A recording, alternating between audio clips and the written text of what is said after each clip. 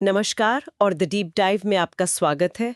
आज हमारे पास 3 फरवरी 2026 का एक बहुत ही गहरा आध्यात्मिक संदेश है जिसकी हम परत दर परत पड़ताल करेंगे।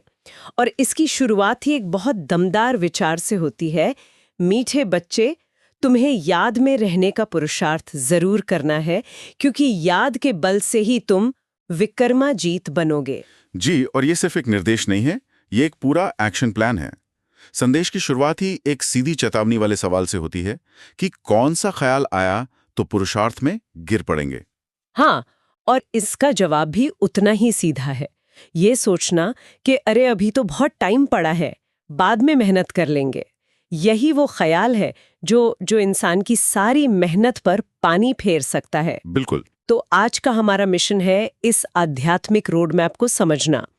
ये हमें बताता है कि हम समय के चक्र में कहाँ खड़े हैं, इस यात्रा के लिए हमारा वाहन क्या है, रास्ते में सबसे बड़ा गड्ढा कौन सा है, और आखिर में ये यात्रा सिर्फ हमारे लिए नहीं बल्कि दूसरों की मदद के लिए भी है। चलिए इस गहरी बातचीत में उतरते हैं। इसमें जो सबसे दिलचस्प बात है ना, वो है याद या स्मृति पर दिया गया जोर। ये कोई पैसिव एक्टिविटी नहीं है कि बस बैठे बैठे कुछ सोच लिया।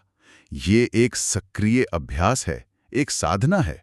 संदेश में बाबा ने साफ कहा है कि निराकार बाप को भी कर्म करने और ज्ञान देने के लिए एक साकार माध्यम मतलब ब्रह्मा के शरीर का आधार लेना पड़ता है। अच्छा। और इस पूरे ज्ञान का लक्ष्य एक ही है, योग बल से सतो प्रधान यानी पूरी तरह से पवित्र और गुणवान बनना, और फिर उस सतो प्रधान विश्व का मालिक बनना। ठीक है, तो इस रोड मैप का पहला हिस्सा है हम हैं कहाँ। इसके लिए स्रोत में समय के चक्र यानी ड्रामा की बात की गई है। चलिए इसे थोड़ा आसान भाषा में समझते हैं। बिल्कुल। ये 5000 साल का एक चक्र है, एक कहानी जो खुद को दोहराती रहती है। इसके 4 मुख्य हिस्से हैं: सतयुग, त्रेता, द्वापर और कलयुग।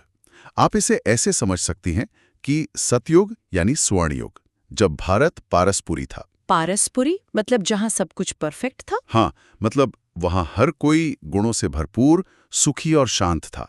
कोई टकराव नहीं, कोई दुख नहीं। एक तरह की आदर्श दुनिया, एक यूटोपिया। सही कहा। लेकिन जैसे जैसे चक्र घूमता है, आत्मा की शक्ति कम होती जाती है। त्रेता में थोड़ी कम होती है, द्वापर से गिरावट तेज हो जाती है, और कलयुग आते आते, जिसे हम लौह युग कह सकते हैं, आत्माएं पूरी तरह से पतित मतलब अपनी शक्तियों से खाली हो जाती हैं। और संदेश के अनुसार हम अभी इसी चक्र के अंत में हैं। और यहीं पर बाप की भूमिका आती है।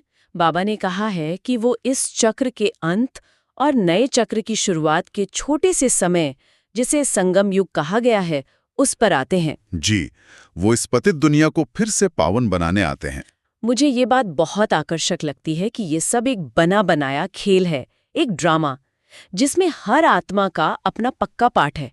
मतलब कुछ भी अचानक नहीं हो रहा। अगर हम इसे बड़ी तस्वीर से जोड़कर देखें तो ये ज्ञान किसी एक व्यक्ति के निजी उद्धार के लिए नहीं है।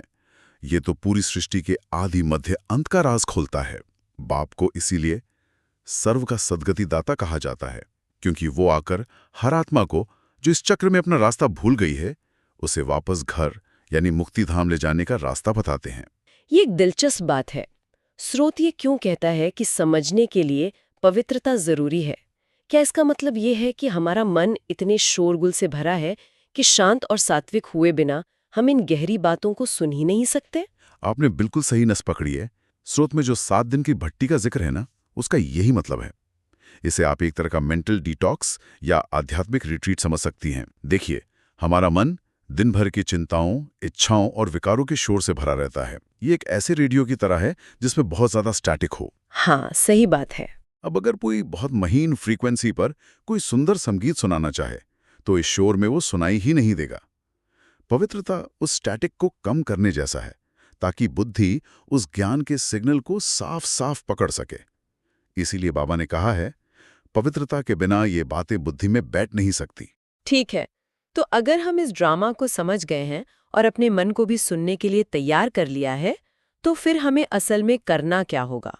यहीं पे पुरुषार्थ या व्यक्तिगत प्रयास की बात आती है, और स्रोत इस पर कुछ बहुत सीधी चेतावनियां देता है। और ये चेतावनी आज के समय में शायद सबसे ज्यादा प्रासंगिक है। ये सोचना कि अभी बहुत वर्ष पड़े हैं, पिछाड़ी में गैलप कर लेंगे, यानी आखिरी समय में तेजी से सब कुछ कर लेंगे, ये सबसे बड़ा धोखा है। हाँ, जैसे कोई छात्र सोचे कि परीक्षा से एक रात पहले सब पढ़ लेगा। बिल्कुल। नतीजा हम सब जानते हैं। बाबा ने बहुत स्पष्ट शब्दों में कहा है, मौत का कोई नियम नहीं है। कल करते हुए, टाल-मटोल करते हुए मृत्यु आ सकती है और पुरुषार्थ अधूरा रह जाएगा। ये जो टालने की आदत है, ये ख्याल के अभी बहुत समय है, ये आत्मा को और भी नीचे गिरा देता है। और ये एक बहुत महत्वपूर्ण सवाल खड़ा करता है। हमारे जो पुराने कर्म हैं, जिनका बोझ हम ढो रहे हैं, जिन्हें स्रोत में विकर्म कहा गया है, उनका असर हम खत्म कैसे करें? और स्रोत इसका जवाब एक शब्द में देता है, याद से। सिर्फ बाप को याद करने से ही विकर्म विनाश होते हैं। पर याद से असल में मतलब क्या है? क्या सिर्फ फोटो को याद करना है? ये एक बहुत अच्छा सवाल है। यहाँ याद का मतलब मैकेनिकल रटना नहीं है। ये एक एहसास है, एक कनेक्शन है। ये याद रखना कि मैं ये शरीर नहीं, बल्कि एक ज्योति बिंदु आत्मा हूँ और मेरा एक पारलौकिक निराकार पिता है जो सर्व शक्तियों का सागर है। जब आप उस शक्तिशाली पिता से अपनी बुद्धि का कनेक्शन जोड़ते हैं तो उनकी शक्तियां आप में आने लगती हैं। अच्छा, जैसे फोन वाईफाई से कनेक्ट होता है तभी अपडेट डाउनलोड कर पाता है? बिल्कुल। क्या बेहतरीन एनालॉजी के लिए है। यह याद की यात्रा आत्मा का उस सुप्रीम सोर्स के साथ एक लाइव कनेक्शन है। तो ये विकर्मा जीत बनना, मतलब अपने कर्मों के खाते को साफ करना, वैसा ही है जैसे आप अपने कंप्यूटर से गैर जरूरी फाइल्स और वायरस डिलीट करके उसे फास्ट और क्लीन बना देते हैं। परफेक्ट, बिल्कुल यही बात है। और ये कोई आसान रास्ता नहीं है। स्रोत में साफ लिखा है, बादशाही सहज थोड़े ही मिल सकती, कुछ तो मेहनत होगी ना। इस याद की यात्रा में निरंतरता चाहिए। कई लोग शुरू तो करते हैं लेकिन थक जाते हैं क्योंकि इसमें रोजाना अभ्यास लगता है। ये एक मानसिक मांसपेशी बनाने जैसा है जिसमें समय और मेहनत दोनों लगते हैं। ठीक है, तो ये सब बहुत आंतरिक और व्यक्तिगत यात्रा लगती है, खुद को बदलना, याद का अभ्यास करना। लेकिन स्रोत में सेवा, यानी इस ज्ञान को दूसरों तक पहुंचाने पर भी बहुत जोर है। ये कैसे किया जाए कि ये किसी पर उपदेश थोपने जैसा ना लगे? स्रोत इसके लिए एक बहुत ही सुंदर और मनोवैज्ञानिक तरीका बताता है। बाबा ने कहा है, सीधे जाके किसी को ये नहीं कहना कि भगवान आया है।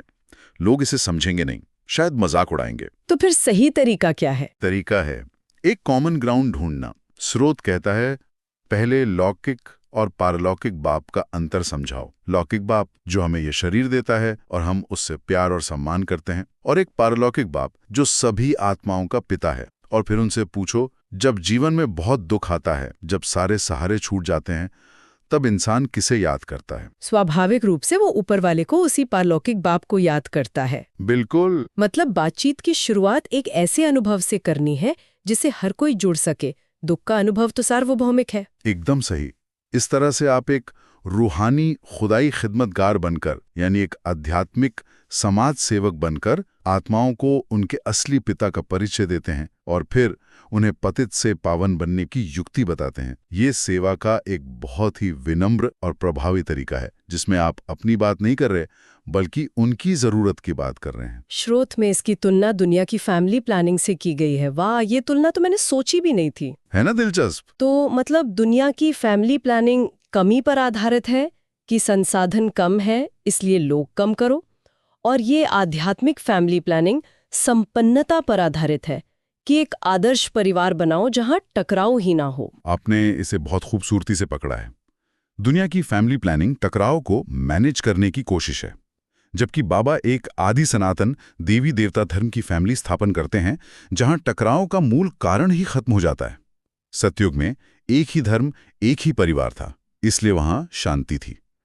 स्रोत में मिसाल दी गई है कि आज भारत में ही कितनी फैमिलीज हैं, गुजराती, महाराष्ट्रियन, और उनमें भी आपस में कितनी खिटपिट होती है। हाँ, ये तो है। बाप उन अनेक धर्मों और परिवारों को समाप्त कर एक विश्व परिवार की स्थापना करते हैं। और यहाँ सेवा का अर्थ सिर्फ संदेश देना नहीं है, कुछ और गहरा है।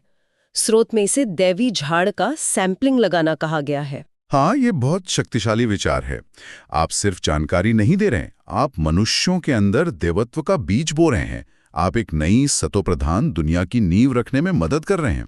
और बाबा ने कहा है, जो इस कल्याणकारी काम में मददगार बनेंगे उन्हें ही भविष्य में ऊंचा पद यानी वर्षा मिलेगा। और ये कल्याण याद की यात्रा के बिना संभव ही नहीं है। तो अगर हम इस पूरी बातचीत के मुख्य बिंदुओं को देखें जिन्हें हमें अपने जीवन में उतारना है, तो दो बातें सबसे अहम लगती हैं। पहली तो ये कि जीवन को एक बने बनाए ड्रामा की तरह देखना है, ताकि छोटी मोटी मुश्किलों से घबराहट न हो, और उन मुश्किलों में सबसे जरूरी काम यानी याद की यात्रा को कभी नहीं भूलना है। और दूसरी धारणा यह है कि हमें पारलौकिक बाप का परिचय सबको देना है। ये सिर्फ ज्ञान नहीं बल्कि एक जिम्मेदारी है, दैवी झाड़ का सैपलिंग लगाने की जिम्मेदारी। इन धारणाओं के साथ एक बहुत ही सुंदर वरदान भी जुड़ा है। मैंपन का त्याग कर सेवा में सदा खोए रहने वाले त्यागमूर्ति सेवाधारी भव। इस मैंपन का त्याग करने का असल मतलब क्या है? इसका सार ये है कि सेवा में असली सफलता और खुशी तब मिलती है जब मैंने सेवा की, मैंने इतना अच्छा समझाया, मेरी वजह से ये बदला, ये भाव खत्म हो जाता है। ये जो कर्तापन का भाव है जिसे मैंपन कहा गया है, यही सेवा को बोझ बना देता है। बिल्कुल। जब ये भाव आता है कि कराने वाला करा रहा है, हम तो सिर्फ निमित्त हैं, तब मैंपन अपने आप बाप के प्यार में समा जाता है। इसे ऐसे समझें, एक बांसुरी कभी ये नहीं कहती कि मैंने कितनी मधुर धुन बजाई। वो जानती है कि बजाने वाला कोई और है, वो तो सिर्फ एक माध्यम है, एक इंस्ट्रूमेंट। सच्चे सेवाधारी की यही निशानी है। और स्रोत कहता है कि सेवा में मैंपन का आना मतलब मोहताज बनना। हाँ, मोहताज बनना, दूसरों से मान, शान और तारीफ की उम्मीद करना। और जो सच्चा सेवाधारी है उसमें ये संस्कार हो ही नहीं सकते। सेवा एक दूसरे से गहराई से जुड़े हुए हैं।